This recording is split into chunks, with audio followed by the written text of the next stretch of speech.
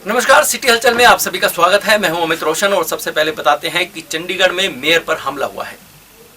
चंडीगढ़ के मेयर रविकांत शर्मा पर सेक्टर 48 में हमला हुआ है। पत्थरों से और डंडों से हमला किया गया है और उन्हें हानि पहुंचाने का पूरा प्रयास किया गया है। यहां तक कि उनकी गाड़ी के समक्ष कुछ लोग लेट गए और उनकी गाड़ी को रोककर फिर उन पर हमला करने का प्रयास हुआ। इस हमले के दौरान उनकी गाड़ी के शीशे भी टूट गए। यह सारा वाकया हुआ सेक्टर 48 की मोटर मार्केट में। यहाँ पर एक कार्यक्रम आयोजित हुआ था जहां पर मेयर मुख्य अतिथि के रूप में शामिल हुए थे और यहां पर कुछ कथाकथित किसान पहुंच गए और उनका कहना था कि वह भाजपा के हर कार्यक्रम का विरोध कर रहे हैं। इसलिए कार्यक्रम का विरोध तो नहीं हुआ, लेकिन जब वह वहां से निकल रहे थे तो इन लोगों ने, लगभग 200 से 300 लोग यहां पर शामिल हुए थे, उन्होंने मेयर की गाड़ियों पर हमला कर दिया। मेयर के साथ चंडीगढ़ भाजपा के पूर्व अध्यक्ष संजय टंडन भी मौजूद थे। उनकी गाड़ी पर भी हमला हुआ, उनकी गाड़ियों के शीशे भी टूट गए। गनीमत यह रही कि पुलिस को जैसे ही इस सारे वाकये की भनक लगी तो दल बदल के साथ पुलिस मौके पर पहुंची। पुलिस ने काफ़ी मशक्कत की इन हमला करने वालों को रोकने की, लेकिन आखिरकार काफ़ी हद तक डरते डरते बचते बचते मेयर और पूर्व भाजपा प्रदेशाध्यक्ष संजय टंडन यहाँ से अपनी जान बचाकर निकल पाए। चंडीगढ़ में भारतीय जनता पार्टी के नेताओं के काफिले पर किसानों ने हमला कर दिया। शनिवार दोपहर के समय हुई इस घटना के दौरान चंडीगढ़ में प्रदर्शन कर रहे किसानों ने ईंटों, डंडों और पत्थरों से हमला कर भाजपा नेताओं की गाड़ियों के शीशे तोड़ दिए।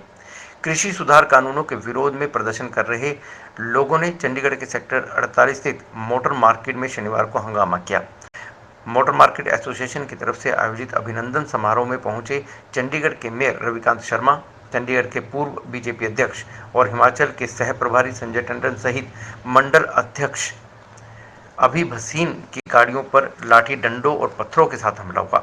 इस दौरान तथाकथित किसानों ने काफी देर तक मेयर सहित सेक्टर में और दूसरे भाजपा नेताओं के काफिले को घेरे रखा। मौजूदा पुलिस कर्मियों ने कड़ी मशक्कत के बाद मेयर सहित अन्य नेताओं को निकाला। इस दौरान एसपी साउथ श्रुति अरोड़ा, सेक्टर 49 थाना प्रभारी, पुलिस बल 7 यहां पर पहुंच गए। जानकारी के अनुसार 2021 में सेक्टर 48 की मोटर मार्केट में अतिक्रमण हटाओ ड्राइव चलाई गई थी। इसमें चंडीगढ़ भाजपा नगर निगम की तरफ से मार्केट एसोसिएशन को काफ़ी मदद दी गई थी। इसी उपलक्ष्य में मार्केट एसोसिएशन की तरफ से शनिवार दोपहर को मेयर सहित अन्य भाजपा नेताओं को धन्यवाद करने के लिए कार्यक्रम आयोजित किया गया था।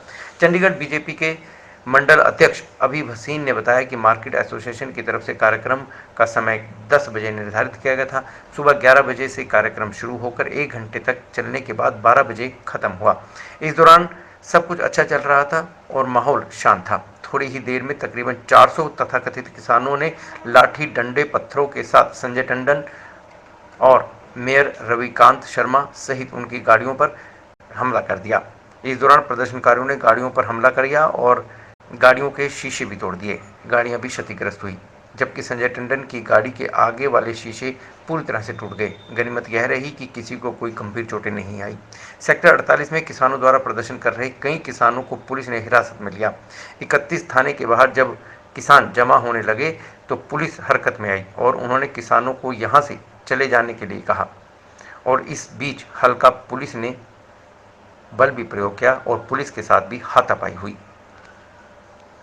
चंडीगढ़ में जो हादसा हुआ, जो हमला हुआ मेयर पर और भाजपा के पूर्व भाजपा प्रदेशाध्यक्ष संजय टंडन पर, वह निंदनीय है, क्योंकि यह जो हमला हुआ है इससे चंडीगढ़ की छवि धूमिल हुई है। चंडीगढ़ में अभी तक ऐसा कोई वाकया नहीं हुआ था जो कि अब देखने को मिला। चंडीगढ़ में और भी आंदोलन हुए हैं, किसानों के बड़े आंदोलन यहाँ पर देखने को मिले हैं, लेकिन उन सभी आंदोलनों में किसान शांतिपूर्वक अपना आंदोलन कर लौट गए। पहली बार ऐसा हुआ है कि चंडीगढ़ में भाजपा के दिग्गज नेता, यहाँ तक कि चंडीगढ़ शहर के मेयर पर लोगों ने हमला कर दिया। इसके बाद मेयर रविकांत शर्मा ने अपनी प्रतिक्रिया दी। उन्होंने बताया, उन्होंने अपनी आंखों देखी हाल बताई। उन्होंने बताया कि किस तरह से लोग उग्र थे और उन्हें जान से मारने का प्रयास कर रहे थे। साथ ही साथ भाजपा के पूर्व प्रदेशाध्यक्ष संजय टंडन ने भी अपनी जुबानी इस हालात को बयान किया। मेयर चंडीगढ़ के रविकांत शर्मा और उसके बाद भाजपा के पूर्व प्रदेशाध्यक्ष संजय टंडन की गाड़ी पर जब हमला हुआ, इसके बाद दोनों ही नेताओं ने प्रेस के साथ बातचीत की। दोनों ही नेता काफ़ी निंदनीय इस वारदात को बता रहे थे।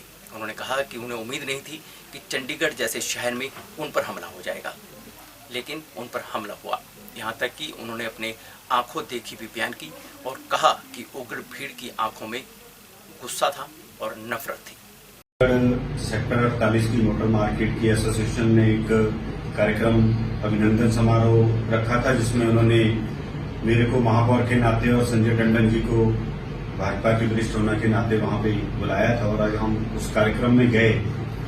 कल एक वीडियो सो कॉल्ड जो किसान कहते हैं अपने आप को, उन्होंने लॉन्च करा था, जिसका हमने ऑलरेडी पुलिस प्रशासन के संज्ञान में ला दिया था। मगर जब हम गए तो काफी संख्या में वो लोग इकट्ठे थे और पुलिस ने हमें वहां तक पहुंचाया।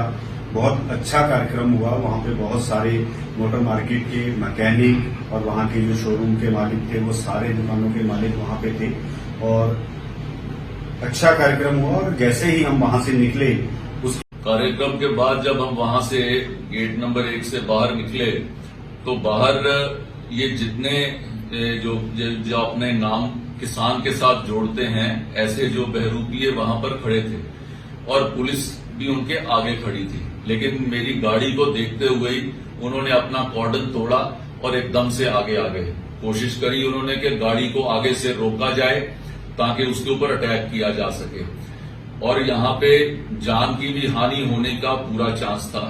वहां पे रॉड्स के साथ, बड़े पत्थरों के साथ हमारी गाड़ी के ऊपर अटैक हुआ, आगे से भी, पीछे से भी, साइड से भी। भगवान की कृपा से साइड के शीशे नहीं टूटे, अगला और पिछला शीशा टूट गया और बाकी गाड़ी जो है क्षतिग्रस्त हुई है। उसके बाद जब मैं निकला हूं तो मेरे पीछे रविकांत की गाड़ी थी। इनकी गाड़ी को भी इसी तरीके से आगे कोई लेट गया, उनको गाड़ी रोकनी पड़ी और चारों तरफ से अटैक कर दिया। दोनों तरफ से शीशे तोड़ने की कोशिश करी गई। इनका भी अगला पिछला शीशा टूटा, एक साइड का टूटा, इनका दरवाजा खोल लिया, वहां से रॉड मारने की कोशिश करी गई। उनका पूरा प्लान था कि आज हम दोनों के ऊपर जो है पर्सनली अटैक किया जाए। मुझे लगता है कि वो जान के इस तरीके से अटैक करने की उन्होंने ये जो कोशिश करी है, ये एक बहुत ही निंदनीय कार्य है। और मेरे को अभी कम से कम 50 लोगों के शहर से फोन आए हैं। मैं अपने सारे कार्यकर्ताओं से विनती करता हूं कि कोई भी व्यक्ति शांति भंग ना करे और मैं पुलिस से प्रार्थना करता हूं कि जिस तरीके से वहां पर उन्होंने प्रबंध रखा, वो प्रबंध ठीक नहीं था। लेकिन शहर के अंदर जो चंडीगढ़ एक शांति प्रिय शहर है, इसकी शांति को बनाने के लिए इसके लिए जो उचित कदम है वो उठाए जाएं और जो बहरूपिये यहां पे चौराहों के ऊपर जिस तरीके से खड़े होकर शांति भंग करने की कोशिश कर रहे हैं, वो चंडीगढ़ पुलिस को और एडमिनिस्ट्रेशन को उसके खिलाफ सख्त कार्रवाई करनी चाहिए। पंजाब कांग्रेस में कलह चली हुई है। अंदर खाते एक दूसरे को खींचा जा रहा है, उठाया जा रहा है, कुछ बातें बन रही हैं। ऐसी स्थिति पंजाब कांग्रेस की है, जो कि नवजोत सिंह सिद्धू के ट्वीट के बाद कुछ हद तक सामने भी आई। लेकिन हाईकमान में भी इसकी बात होती रहती है। अब हाईकमान ने इस कलह को समाप्त करने के लिए ठान ली है, क्योंकि हो सकता है कि पंजाब कांग्रेस की यह अंतःकलह आने वाले विधानसभा चुनावों पर असर डाल सकती है। इसी के मद्देनजर पंजाब प्रदेश के प्रभारी हरीश रावत कैप्टन अमरिंदर सिंह से मिले, उनसे बातचीत की। बातचीत के बाद उन्होंने प्रेस वालों से बातचीत की और कहा कि उनकी बातचीत सार्थक रही है। यहाँ तक कि कैप्टन साहब ने, यानी कि पंजाब के मुख्यमंत्री कैप्टन अमरिंदर सिंह ने भी साफ तौर पर उनसे कहा है कि हाईकमान का जो भी फैसला होगा वह माना जाएगा। शनिवार सुबह पंजाब कांग्रेस प्रभारी हरीश रावत मुख्यमंत्री कैप्टन अमरिंदर सिंह से मिले। सीएम के फार्म हाउस पर दोनों की बैठक हुई। बैठक के बाद कैप्टन ने कहा कि पंजाब प्रभारी से सार्थक बातचीत हुई है। उन्होंने दोहराया कि आला कमान का हर फैसला मान्य होगा। कांग्रेस के अंदर पिछले कुछ दिनों से आपसी कलेश हाईकमान तक पहुंच चुका है। पंजाब के इलेक्शन आने को हैं। इसको देखते हुए हाईकमान ने हरीश रावत को नवजोत सिंह सिद्धू और पंजाब के मुख्यमंत्री कैप्टन अमरिंदर सिंह के बीच चल रहे सियासी घमासान को खत्म करने के लिए भेजा है और पंजाब के प्रभारी हैं। उन्होंने कैप्टन अमरिंदर सिंह से मुलाकात करने के बाद हरीश रावत ने मीडिया से बातचीत करते हुए कहा कि बातचीत बड़े अच्छे माहौल में हुई है। कैप्टन अमरिंदर सिंह बहुत पुराने उनके मित्र भी हैं। और वह उनका सौभाग्य है कि वह यहाँ के प्रभारी बने हैं। जिस पार्टी, जिस राज्य के मुख्यमंत्री कैप्टन अमरिंदर सिंह हैं, वहाँ पर उनकी बातचीत बड़ी उपयोगी सिद्ध हुई है, शानदार रही है और उनके हिसाब से सही मायनों में मुलाकात सार्थक रही है। पुराने मित्र हैं और मेरा ये सौभाग्य है कि मैं उस राज्य का प्रभारी हूँ पार्टी की तरफ से, जिस राज्य के मुख्यमंत्री कैप्टन अमरिंदर सिंह, और हमारी बहुत उपयोगी, बड़ी शानदार बातचीत रही। कुछ उनके कंसर्न थे, कुछ उनकी मेरी समझ से उचित सवाल थे जिसका निदान मुझको करना है। लेकिन एक बात बिल्कुल साफ है, जिनकी उजाले की तरीके से साफ है कि कैप्टन अमरिंदर सिंह जी ने जो पहले एक महान बयान दिया था, जिसमें उन्होंने कहा था, whatever decision will be taken by the Congress president, by the CP, that will be honoured bye me, I will abide by that. तो ही retreated that statement today also. मैं आपसे इससे ज्यादा कुछ नहीं कहूँगा, क्योंकि बाकी सब चीजें आप जहाँ न पहुँचे रवि, वहाँ पहुँचे कवि और पत्रकार। अब बात करते हैं नवजोत सिंह सिद्धू की। नवजोत सिंह सिद्धू दिल्ली में सोनिया दरबार में हाजिर हुए थे। यहाँ पर राहुल गांधी भी उपस्थित थे और हरीश रावत भी उपस्थित थे और सोनिया गांधी भी उपस्थित थे। इसके बाद उनसे मुलाकात करने के बाद सिद्धू में काफ़ी उत्साह देखने को मिल रहा है। वह चंडीगढ़ पहुंचे, इसके बाद पंचकुला पहुंचे और पंजाब प्रदेशाध्यक्ष सुनील जाखड़ से उन्होंने मुलाकात की। इसके बाद वह मंत्रियों से और विधायकों से भी मिल रहे हैं। नवजोत सिंह सिद्धू शनिवार को अचानक पंचकुला पहुंचे और प्रदेश कांग्रेस प्रधान सुनील जाखड़ से मुलाकात की। मुलाकात के बाद सिद्धू ने कहा कि जाखड़ उनके बड़े भाई हैं और कहा कि वह हमेशा उनका मार्गदर्शन करते रहेंगे। जाखड़ से मुलाकात करने के बाद विधायक नवजोत सिंह सिद्धू मंत्रियों और विधायकों से मिलने निकल पड़े। सबसे पहले सेक्टर 39 स्थित कैबिनेट मंत्री सुखजिंदर सिंह रंधावा के आवास पर पहुंचे। यहीं पर उन्होंने विधायक अमरिंदर सिंह, राजा वडिंग और कुलबीर सिंह जीरा से मुलाकात की। दोपहर बाद नवजोत सिंह सिद्धू, कुलबीर सिंह जीरा और अमरिंदर सिंह, राजा वडिंग से बात करने के बाद आगे का रूट बनाया। इसके अलावा वह पार्टी विधायकों के साथ पटियाला में अपने आवास पर पहुंच गए। उनके अलावा लाल सिंह, बलबीर सिंह सिद्धू, दर्शन सिंह बराड़, घुमाया से भी उन्होंने मुलाकात की। इस दौरान सिद्धू काफ़ी उत्साह भी दिखे। सूत्रों के अनुसार हाईकमान के आदेश पर ही सिद्धू उन नेताओं से मिल रहे हैं जो उनके साथ काम करने को लेकर सहज हैं। पूर्व मंत्री नवजोत सिंह सिद्धू ने शुक्रवार को पार्टी अध्यक्षा सोनिया गांधी के साथ मुलाकात की थी। यह मुलाकात उनकी सोनिया गांधी के आवास स्थान पर हुई थी। बैठक में राहुल गांधी और पंजाब के प्रभारी हरीश रावत भी शामिल हुए थे। देखो, ये ट्वीट करना भी ठीक है और लोगों ਦੇ ਵਿੱਚ ਜਾਣਾ ਵੀ ਬਹੁਤ ਜ਼ਰੂਰੀ ਹੈ। ਜਿੰਨੀ ਦੇਰ ਆਪਾਂ ਪਬਲਿਕ ਦੇ ਨਾਲ ਜੁੜਾਂਗੇ ਨਹੀਂ, ਉਹਨਾਂ ਦੀਆਂ ਗੱਲਾਂ ਨਹੀਂ ਸੁਣਾਂਗੇ, ਵਰਕਰ ਨੂੰ ਜਿਹੜਾ ਵਰਕਰ ਡਿਮੋਰਲਾਈਜ਼ ਹੋ ਕੇ ਬੈਠਾ ਉਹਨੂੰ ਉੱਪਰ ਚੁੱਕਣਾ, ਉਹਨੂੰ ਦੱਸਣਾ ਕਿ ਕਾਂਗਰਸ ਦੀ ਗਵਰਨਮੈਂਟ ਹੈ ਔਰ ਕਾਂਗਰਸ ਪਾਰਟੀ ਤਗੜੀ ਹੋ ਕੇ ਇਲੈਕਸ਼ਨਾਂ ਦੇ ਲਈ ਤਿਆਰੀ ਕਰੇਗੀ। ਰੰਧਾਵਾ ਸਾਹਿਬ ਜਿਹੜੀ ਤਲਖੀ ਵੇਖਣ ਨੂੰ ਮਿਲੀ ਸੀ, ਰੰਧਾਵਾ ਸਾਹਿਬ ਜਿਹੜੀ ਤਲਖੀ, ਇਹ ਆਪਾਂ ਨਹੀਂ ਇਹ ਨਹੀਂ ਕਹਿ ਸਕਦੇ। ਪਿੱਛੇ ਵੀ ਆਏ ਨੇ 4-5 ਦਿਨ ਪਹਿਲਾਂ, ਉਹਦੇ ਤੋਂ 10 ਦਿਨ ਪਹਿਲਾਂ ਵੀ ਸਾਡੀ ਮੀਟਿੰਗ ਹੋਈ ਆ। ਉਹ ਦਿਨ ਤ੍ਰਿਪਤ ਬਾਜਵਾ ਜੀ ਦੇ ਘਰੇ ਬੈਠੇ ਹਾਂ ਅਸੀਂ। ਇਹ ਅੱਜ ਤੋਂ ਨੇ, ਇਹ 1.5-2 ਮਹੀਨੇ ਤੋਂ ਮੀਟਿੰਗਸ ਲਗਾਤਾਰ ਹੁੰਦੀਆਂ ਰਹੀਆਂ। ਤੁਸੀਂ ਵੀ ਪੁੱਛਦੇ ਹੋ ਕਿ ਕਿੱਥੇ ਮੀਟਿੰਗ ਜਿਹੜੀ ਤਲਖੀ ਵੇਖਣ ਨੂੰ ਮਿਲੀ ਕੱਲ ਕੈਪਟਨ ਅਮਰਿੰਦਰ ਸਿੰਘ ਜਿਹੜੇ ਕਹਿੰਦੇ ਨਜ਼ਰ ਆਏ ਕਿ 3 ਪੰਨਿਆਂ ਦੀ ਚਿੱਠੀ ਜਿਹੜੀ ਹੈ ਸੋਨੀਆ ਗਾਂਧੀ ਨੂੰ ਲਿਖੀ ਕਿ ਇਹਦੇ ਬਾਰੇ ਮੈਨੂੰ ਕੋਈ ਨਹੀਂ ਪਤਾ ਕਿ ਕਿਹੜੀ 3 ਪੰਨੇ ਦੀ ਜਾਂ 4 ਪੰਨੇ ਦੀ। ਜਦੋਂ ਚਿੱਠੀ ਆਏਗੀ ਤੁਹਾਨੂੰ ਜ਼ਰੂਰ ਖਤਮ ਹੋਊਗੀ, ਖਾਨਾ ਜੰਗੀ ਖਤਮ ਹੋ ਜਾਊਗੀ। ਬਿਲਕੁਲ 100% ਖਾਨਾ ਜੰਗੀ ਖਤਮ ਹੋਏਗੀ। ਕੈਪਟਨ ਸਾਹਿਬ ਨੇ ਹਮੇਸ਼ਾ ਕਾਂਗਰਸ ਦਾ ਸਾਥ ਦਿੱਤਾ ਔਰ ਉਹਨਾਂ ਨੇ ਜਿਹੜੇ ਸੈਕੰਡ ਟਾਈਮ ਉਹ ਬਣੇ ਨੇ, ਪ੍ਰਧਾਨ ਵੀ ਬਣੇ ਔਰ ਉਹਦੇ ਬਾਅਦ ਮੇਰੇ ਖਿਆਲ 3rd ਟਾਈਮ ਬਣੇ ਨੇ।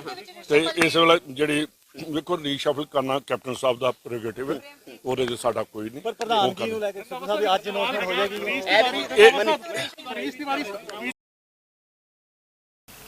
चंडीगढ़ कांग्रेस द्वारा प्रदर्शन का सिलसिला जारी है। इसी सिलसिले को आगे बढ़ाते हुए सेक्टर 41 और सेक्टर 22 में प्रदर्शन किया गया है।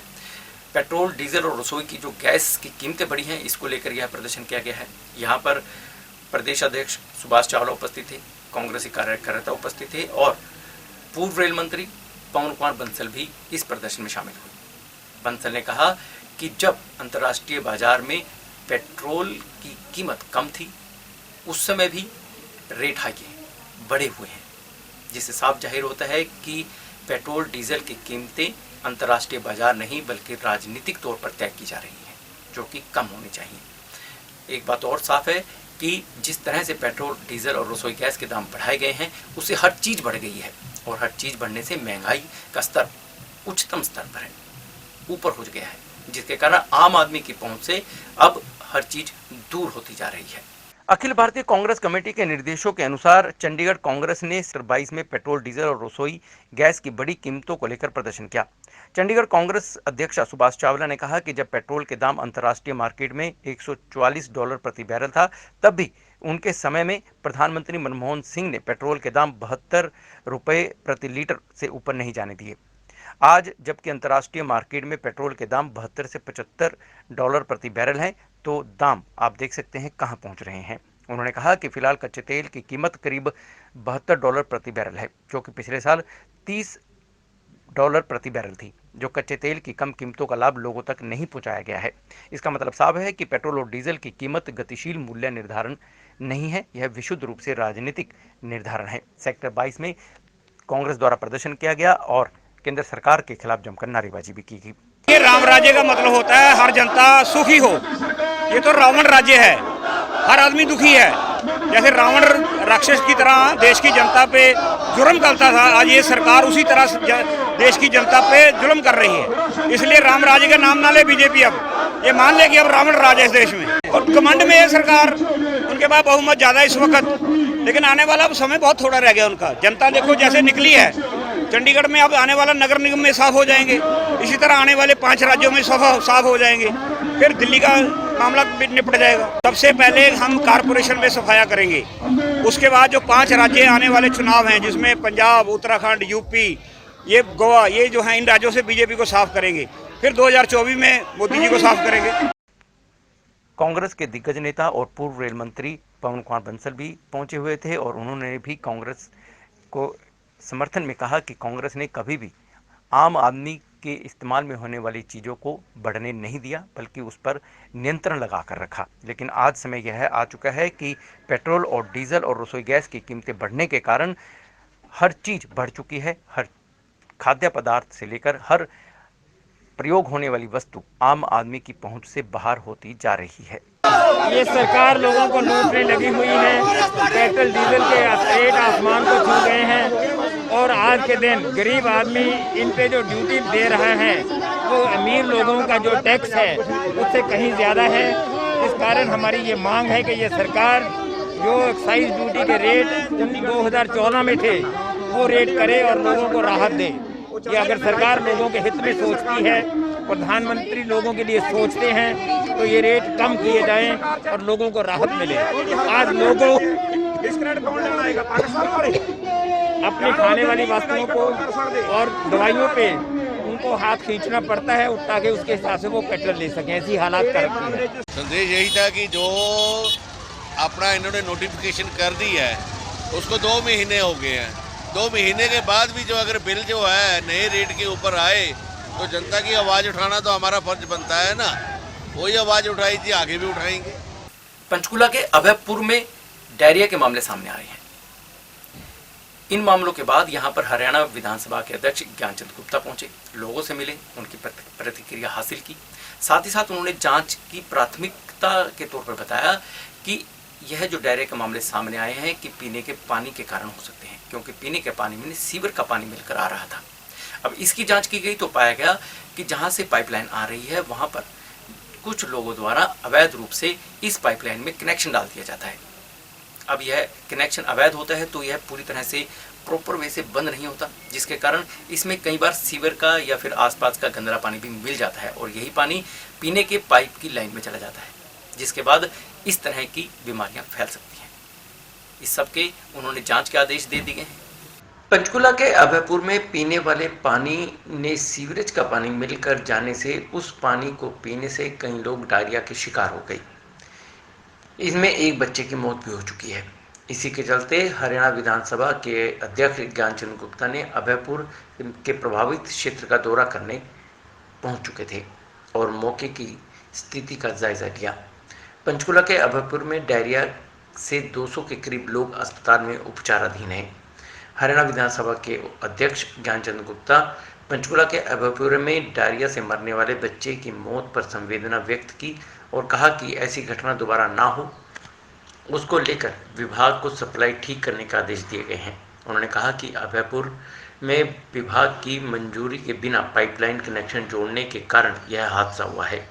सीवरेज का पानी पीने वाले पानी में जाकर मिल गया और इसके कारण यह स्थिति उत्पन्न हो गई।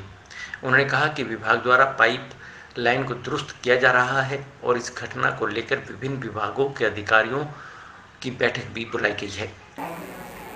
देखिए, मैं समझता हूँ कि पहले तो जो बच्चे की मौत हुई बहुत दुखदाई है।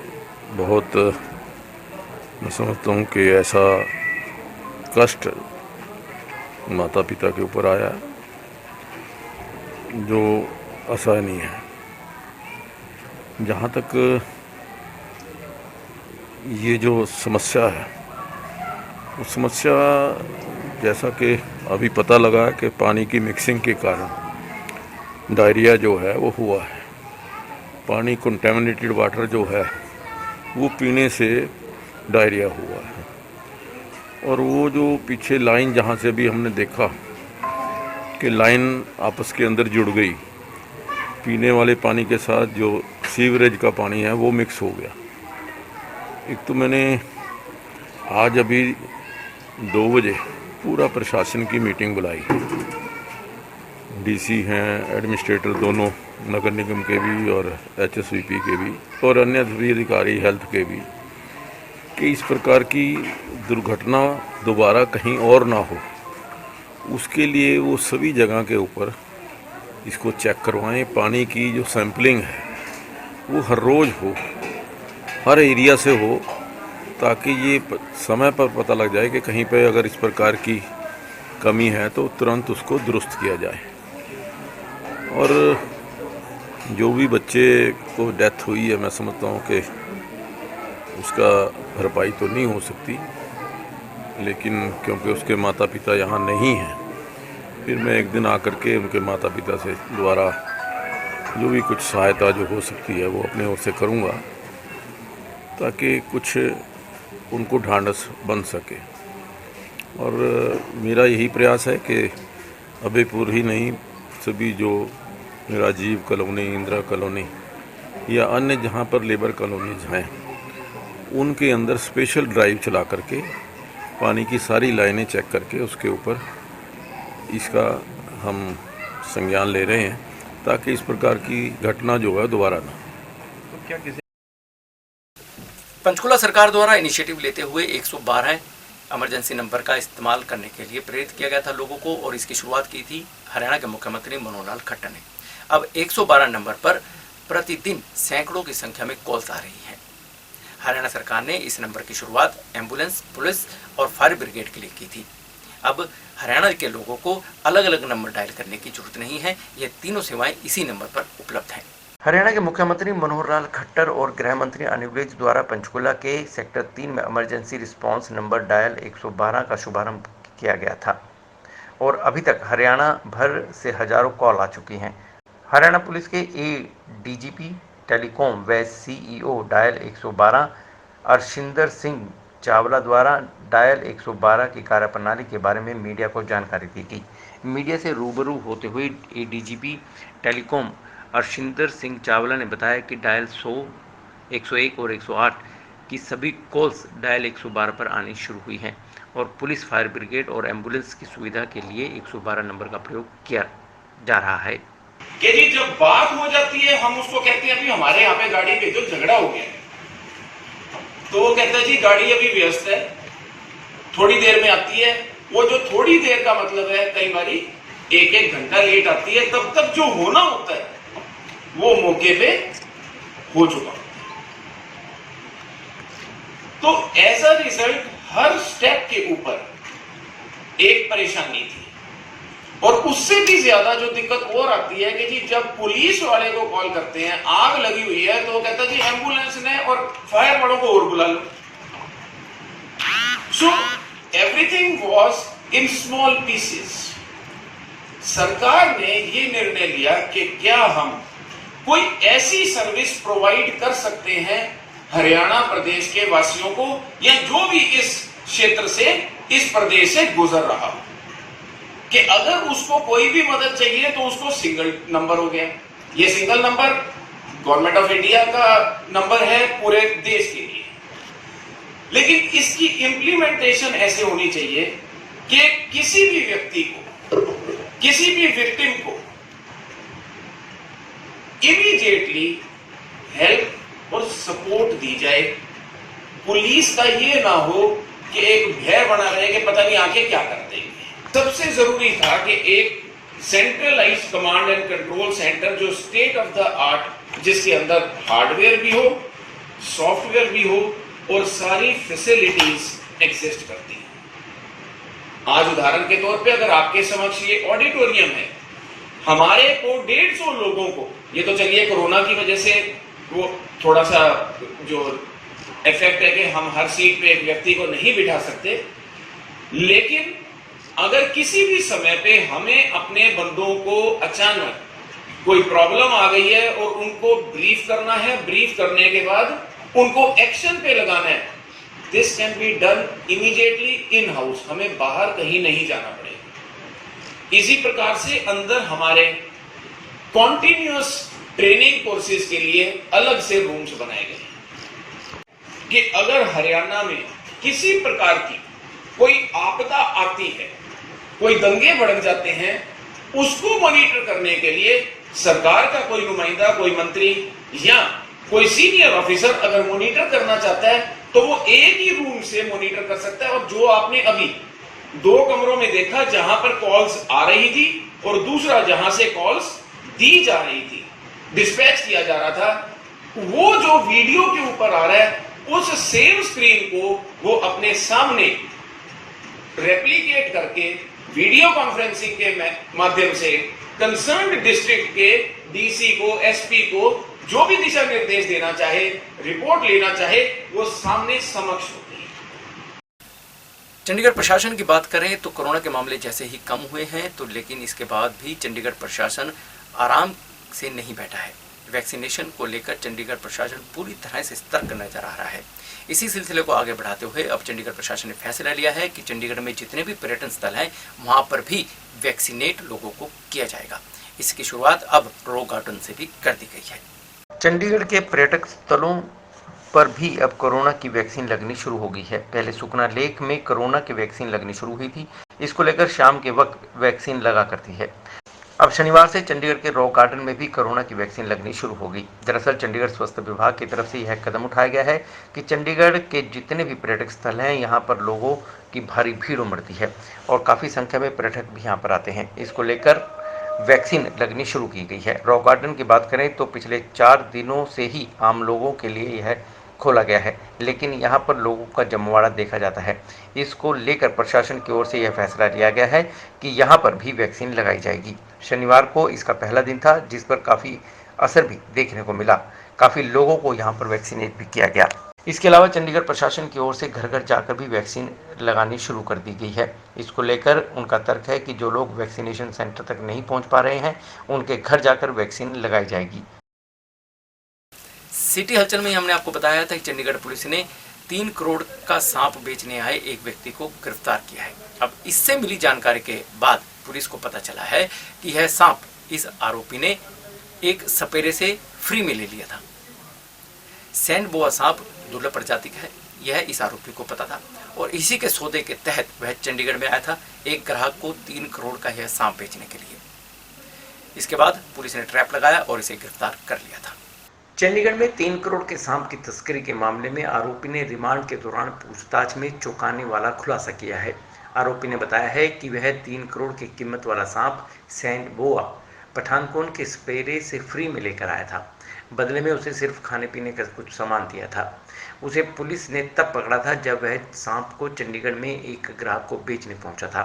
सांप को पुलिस ने शुक्रवार को जिला अदालत में पेश किया। अदालत ने पुलिस को आदेश दिया कि सांप को वन विभाग को सौंप दे। साथ ही वन विभाग को आदेश देते हुए कहा कि जंगल में सांप को छोड़ने की वीडियोग्राफी भी बनाई जाए। रवि कुमार नाम के एक आदमी को हमने अरेस्ट किया था, जो कि पठानकोट का रहने वाला था। इसके पास से एक सैंड बोआ स्नेक ये बरामद हुआ था। मुलजिम को हमने कोर्ट में पेश किया और इसको हमने जुडिशल कस्टडी में भेज दिया और कोर्ट के ऑर्डर लेकर हमने फॉरेस्ट डिपार्टमेंट की हेल्प से सैंड बोआ को भी इसके नेचुरल हैबिटेट जंगल में छोड़ दिया। चंडीगढ़ पुलिस ने 7 मामलों में आरोपी को गिरफ्तार किया है। इस पर कई तरह की धाराएं लगी हुई हैं और यह फरार था। इसके बाद चंडीगढ़ पुलिस ने ट्रैप लगाया और शिवचरण उर्फ शिबी नामक इस आरोपी को गिरफ्तार करने में सफलता हासिल की। इसके पास से एक कट्टा और जिंदा कारतूस भी बरामद हुए हैं। चंडीगढ़ के सेक्टर 17 थाना पुलिस ने 7 आरोपों में वांछित चल रहे आरोपी देसी कट्टे के साथ एक को गिरफ्तार किया है। पकड़े गए आरोपी की पहचान मुल्लापुर निवासी शिवचरण उर्फ शिबी के रूप में हुई है। पुलिस ने आरोपी को शनिवार को जिला अदालत में पेश किया, जहां से पुलिस ने 1 दिन का रिमांड हासिल किया है। आरोपी पर लॉरेंस ग्रुप ने सेक्टर 27 में बीते 2014 में गोली भी चलाई थी। वहीं सेक्टर 31 थाने में दर्ज एक मामले में भगोड़ा भी है घोषित है। हैरानी की बात यह है कि अभी हाल ही में सेक्टर 56 में एक युवक पर तेजधार हथियार से हमला किया गया था, जिस मामले में सेक्टर 36 थाना पुलिस ने मामला दर्ज कर इसकी तलाश शुरू कर दी थी। सेक्टर 17 थाना पुलिस ने उससे पहले ही इसे गिरफ्तार कर लिया। जानकारी के अनुसार सेक्टर 17 थाना प्रभारी रामरतन के नेतृत्व में एक टीम गठित की गई थी, जो सेक्टर 23 में नाका लगाया हुआ था। इसी बीच आरोपी पैदल ही नाके की तरफ आ रहा था। जैसे ही पुलिस टीम को देखा तो वह भागने की कोशिश करने लगा। शक होने के बाद पुलिस ने आरोपी को हिरासत में लेकर तलाशी ली और आरोपी के पास से एक देसी कट्टा, 4 जिंदा कारतूस, 2 चाकू समेत अन्य सामान भी बरामद हुआ। पुलिस ने प्राथमिक जांच में सामने आया है कि आरोपी कट्टे के साथ किसी बड़ी वारदात को अंजाम देने वाला था।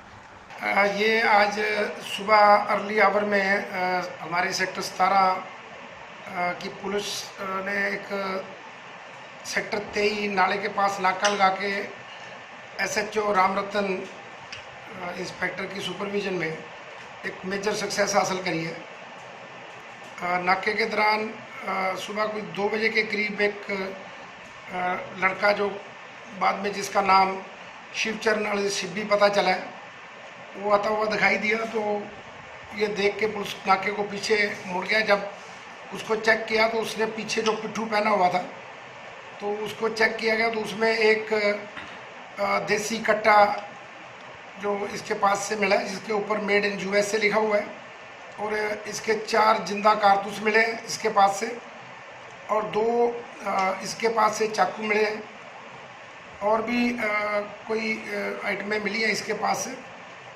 तो जिसका कोई भी ये लाइसेंस परमिट नहीं दिखा सका। और आर्म एक्ट के तहत इसके खिलाफ 17 थाने पुलिस स्टेशन में FIR लॉन्च करी गई है। आगे की जो अभी तक की इन्वेस्टिगेशन में पता चला है कि ये शिव कुमार शिबी जो है, ये पहले सेक्टर 27 में इसका फादर यहाँ चंडीगढ़ एडमिनिस्ट्रेशन में नौकरी करते थे, वहाँ सरकारी मकान में रहते थे, और जब वो रिटायर हो गया बाद में ये मस्तगढ़ गांव है मुल्लापुर के पास, वहाँ रहते थे। और इसकी क्रिमिनल हिस्ट्री देखी गई है। ये चंडीगढ़ के अलग अलग थानों में 3 जगह पे 307 अटेम्प्ट टू मर्डर के केसों में इन्वॉल्व है। एक केस जो कत्ती थाने का, उसमें ये POV चल रहा है, और बाकी केसों में ये बेल पे था। तो अभी आगे की इन्वेस्टिगेशन चल रही है, तो अभी इसके और कौन कौन साथी हैं, कहाँ से असला लेके आता था, ये चीज़ें अभी वेरीफाई करनी है। अभी इनिशियल स्टेज पे केस चल रहा है, बाकी की जो आगे इन्वेस्टिगेशन में पता चलेगा इसके बारे में आपको बता देंगे। इससे ये गैंगस्टरों से संबंध आए हैं इसके? ये पता चला कि जब ये सेक्टर 27 में रहता था तो इसके ऊपर फायरिंग हुई थी। वो किसी गैंग मेंबर ने ओपोजिशन के जिसके खिलाफ इसकी रिवेलरी थी, वो भी हम पता कर रहे हैं कि कौन से गैंग ने इसके ऊपर फायरिंग करी थी। ये किस गैंग से संबंध रखता है? ये अभी सारी चीज़ें हम चेक कर रहे हैं। अभी उसके बारे में कुछ नहीं, क्योंकि इनिशियल स्टेज पे अभी उसमें डीपली इन्वेस्टिगेशन नहीं हुई। वो सारा चेक करके आपको बाद में बताएंगे। ये अकेला ही पकड़ा गया कि कोई और साथ में भी है इसके? नहीं, ये अकेला ही पकड़ा गया पैदला, तो बाकी इसके जो एसोसिएट्स हैं वो भी अभी पता लगा रहे हैं और कौन कौन इसके साथ है। और पता लगा कुछ दिन पहले इसने कोई गाड़ी गुड़ी को भी आग लगाया, ऐसा कुछ भी है? हाँ, एक 435 का किसी क्रूज गाड़ी को इसने आग लगाई थी चंडीगढ़ के ही एरिया में, वो भी FIR लॉज है। और भी 6 पर्चे इसके ऊपर हैं और ये जो 17 थाने में ये FIR लॉज करी है, ये 7वीं FIR है इसके ऊपर। और सारा इसका क्रिमिनल रिकॉर्ड और भी देख रहे हैं, कहीं दूसरी स्टेटों में भी है या चंडीगढ़ में ही इसके खिलाफ पर्चे हैं। जो सर इसके ऊपर गोली चलाया था, जो है लादन का बंदा था, वो अभी चेक कर रहे हैं कौन से गैंग का था इसके। अभी क्योंकि अर्ली इन द मॉर्निंग ही पकड़ा, सारा कुछ अभी डिटेल में इसने बताया नहीं, वो चेक करके बाद में सारा डिटेल बता दें। तो सिटी हलचल में फिलहाल इतना ही। नई खबरों के साथ, आपके शहर की खबरों के साथ फिर मुलाकात होगी। तब तक के लिए मुझे यानी अमित रोशन को दीजिए इजाजत और देखते रहिए रोशन भवन सिटी हलचल। नमस्कार।